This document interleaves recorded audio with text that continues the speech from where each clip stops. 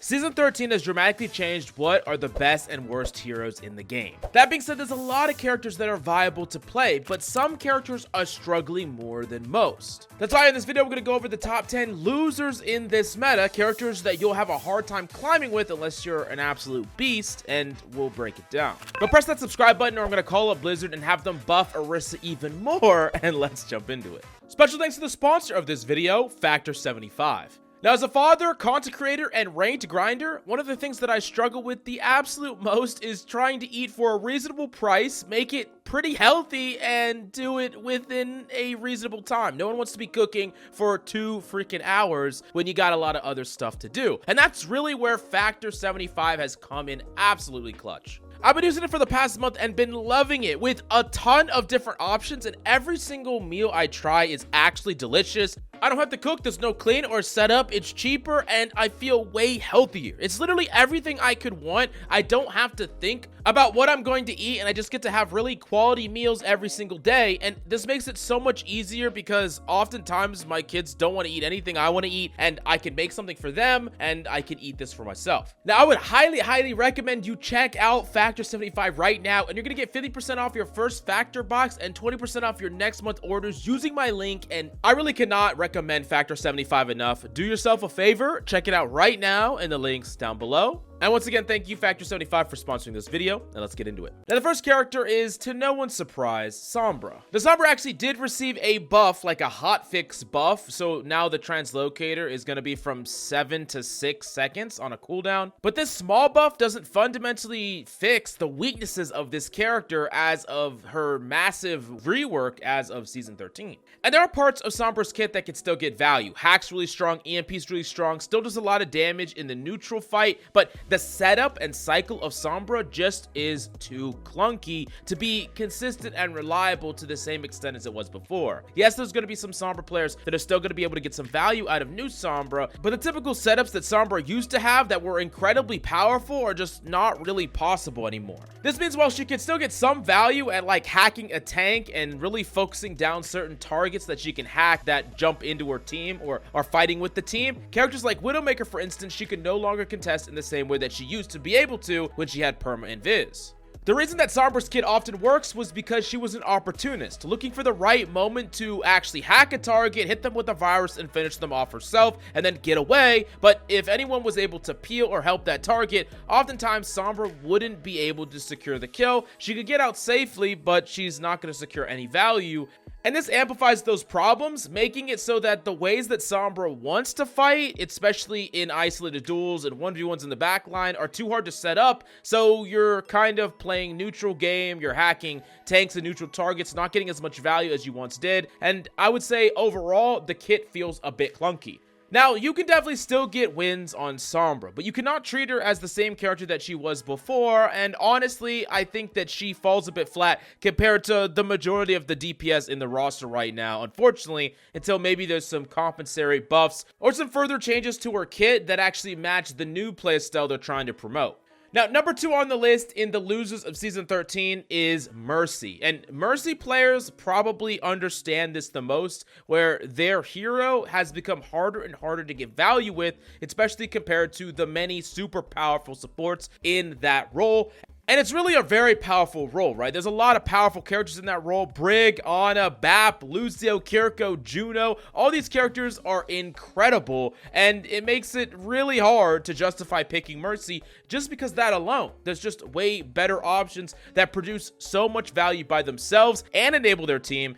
And Mercy is super dependent on trying to enable a DPS to turn that DPS into a powerhouse, someone that's capable of getting more value than a support and a DPS would be able to do as a duo of value, right? That's the idea. Mercy forces that synergy, and together with the DPS, they can create more value that is more than the sum of their parts, right? But when you look at how much powerful utility there is in support role, it really doesn't make sense to forgo that to try to enable DPS, especially when there's not really a DPS that's worthwhile to enable in that way. Like, Ashe is probably one of the best ones, maybe some Flyers, but it hasn't really been since old Sojourn that a DPS pocket has been able to carry a game all by themselves. So you know what that means, right? We have to buff Sojourn. I'm kidding, okay. But what it does mean for Mercy is that Mercy is gonna have a hard time thriving in this meta. There's a lot of competition, there's not great people to enable. And I'm not saying that Mercy is unplayable or terrible by any stretch, because there are moments when Mercy can shine. It's just going to be an incredibly hard season to one-trick Mercy. If you're a true one-trick on Mercy, there are going to be some games where you feel like nothing you can do is going to win you that game, no matter how you play. And I don't really think that's a great place to be. And if you're playing Mercy, I would highly suggest you pick up another character, add them to your roster. Someone like Juno, someone like Brig. These are fantastic characters that you can play in the moments and situations where you feel like Mercy is not allowing you to win that game, that there's problems that you cannot control when you're playing Mercy. But next up, we do have to talk about the first tank on the list, and it's Wrecking Ball. Now, Wrecking Ball is a loser on this list for a lot of reasons. Number one, Honor Brig is extremely good right now, and Wrecking Ball is just not going to do anything against an Honor Brig. It's going to be very difficult for a Wrecking Ball to break that up. A good Wrecking Ball might be able to displace them, push them where they want to, but Brig as a character, just being able to mess up a lot of his engages, protect her team. Her ultimate's really good against Wrecking Ball. Ana can sleep dart Wrecking Ball. There's a lot of ways to mess up a Wrecking Ball from his gameplay cycle where he's going in, and really there are other dive tanks that could do it a bit better up against hard counters. I think Winston is really strong right now. Even characters like Diva are still incredibly strong right now, and even characters like Doom, which I think do struggle against some tanks right now, especially Orisa, still are able to play a bit more flexibly than a Ball can, where he's pretty one-dimensional, and there are going to be compositions where you feel like you literally can't do anything to those compositions, and entire cycles and engagements just being broken up by one ability, one javelin. You like go, route, grab a health pack, come in, try to slam, get javelined out of your freaking slam, and then you get slept and you barely eke it out. Then you have to rotate all around, you come back, and it happens again and again and again. And it's like a cycle that you don't really feel like you could do anything. Now, extremely talented balls that are really good at booping, really good at controlling players' position and stuff like that can get value. And I do think that Wrecking Ball is actually a sleeper pick if you can look at a composition and recognize what they can do to you and what they can't. Like, there are some support backlines that they're not going to do anything to stop you. Like, the Lucio Kiriko backline can't really deny you at all in any meaningful way, and you're going to be able to kind of roll through them. So it's not a character that I think can never get value. It's just going to be hard to just select Wrecking Ball and expect to be able to line up well against what the enemy comes out of spawn with on average. Maybe it's a character you flex to in key moments, or maybe it's a character you flex off of very quickly when you don't see it working, but I do think you're going to struggle a bit with Wrecking Ball right now. And then number 4 on our list is actually a surprising one, Soldier 76. Now, this character isn't completely weak by any stretch of the imagination. He still has great mobility, still has the ability to flank, still has the ability to be pretty independent, so I actually highly recommend Soldier for the lowest ranks to play. But the problem comes with Soldier in comparison to many of the other DPS right now, and the very difficult to interact with tanks right now.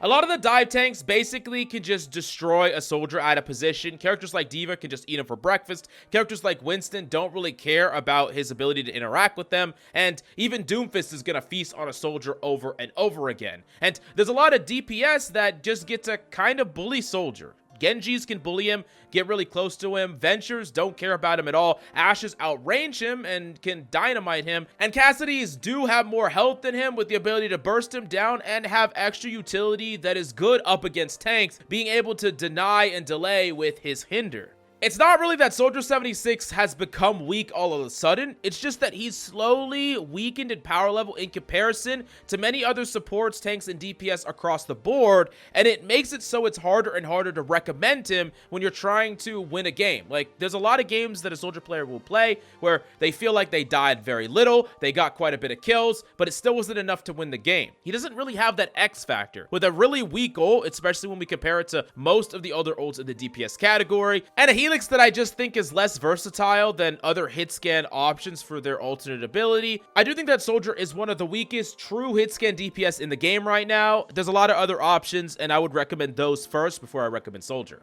The number 5 on our list is actually Illari. And Some people might believe that Illari is incredibly oppressive and super powerful, and there are really great parts about Illari. You're able to duel a lot of DPS, you have consistent heals that you don't have to aim, and you have a powerful offensive ultimate. But Illari suffers from a couple of problems. Number one, I think that there are better supports that do similar things with more variety, more flexibility. A character like Baptiste, especially after his recoil change, which by the way is still insane to me, is extremely good at not only bursting up people, but also dishing out a crazy amount of damage, has an ultimate that is also aggressive and can be used aggressive, and is just a more versatile all-around DPS. And Illari also is a character that doesn't bring forth a lot of the other utility that we talked about that's really powerful. So in a similar way that I think Mercy brings kind of a linear form of value at times, where she's enabling one DPS, Illari brings a linear form of value at times where it's really prioritized on Illari's ability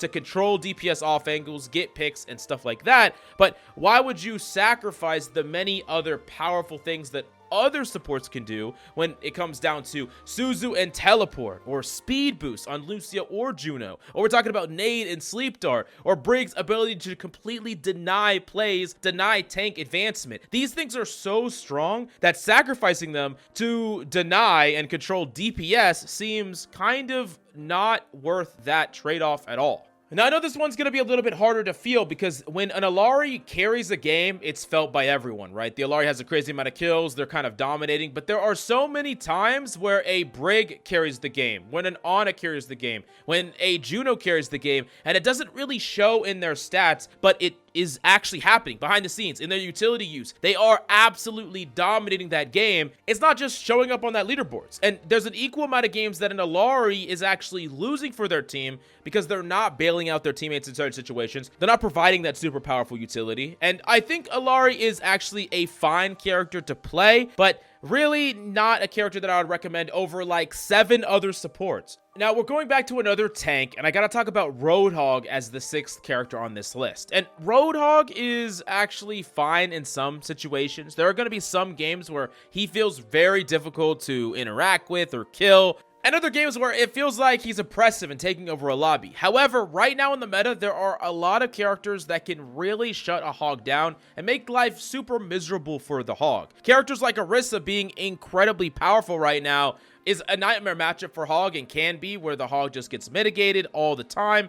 And with Widow seeing a huge uptick in play, Widow is a character that Hog just can't really interact with at all, can't really do anything to stop or deny either. And Ana's, of course, seeing a lot of play running around. Now, a Hog player can have a Kiriko that has really timed Suzu's on the Hog to keep the nade off him to prevent him from dying, but I'm going to tell you something.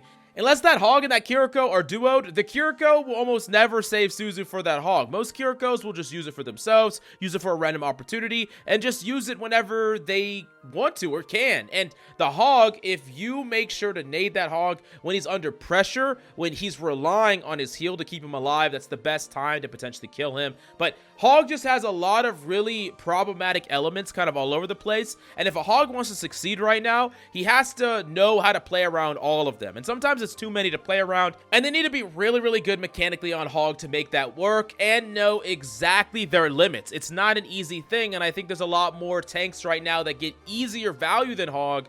But of course, having a good Hog in your back pocket is always going to be great for some matchups in some situations. In a similar way we talked about with Wrecking Ball, there are some tanks and some supports that can't really stop you on Hog. So when you run into those matchups, Hog can be unstoppable and even feel oppressive. You just have to find those moments, identify when Hog will shine, and know that you could swap to him and perform in that next fight. If you swap to a Hog after you look at a comp, you need to make absolutely sure that you at least win that fight after your play, because I promise you people are going to start swapping to counter you right after you win that next fight. So you need to try to carry your momentum, hopefully build up an ultimate. Hog ultimate is a very powerful ultimate in the tank matchup, so you can kind of snowball that advantage in some situations, but I would say that it's a double-edged sword. Now, number 7, going back to a DPS, is Fara. Now, Fara is a character that I personally love. I love the character. I think the character can be really powerful.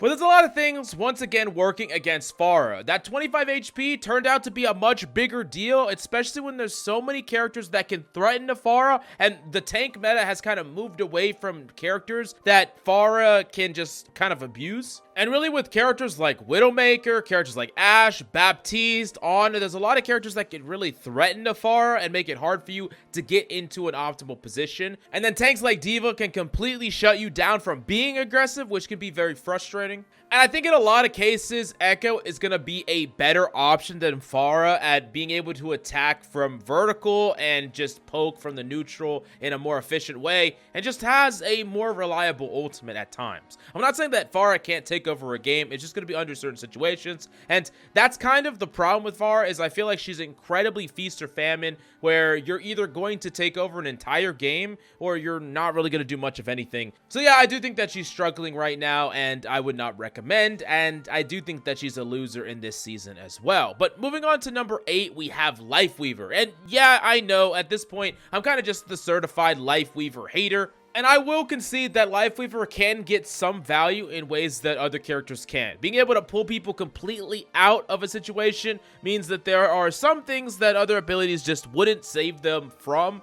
Lifeweaver can save them from. And there are a lot of interesting ways that you can utilize Petal and Tree to get more value on Lifeweaver, especially if you're synergizing with someone, a tank, or you're in comms with someone. Being able to set these things up, I think, is integral to making the Lifeweaver pick worthwhile. But once again, Lifeweaver just falls a bit flat compared to the crazy powerful support. It's not really a Lifeweaver problem, it's just an being outclassed problem. Like the support role, many of the supports are just so strong. They just do so much, and Lifeweaver can't do what those things can do when they're played at relatively high proficiency.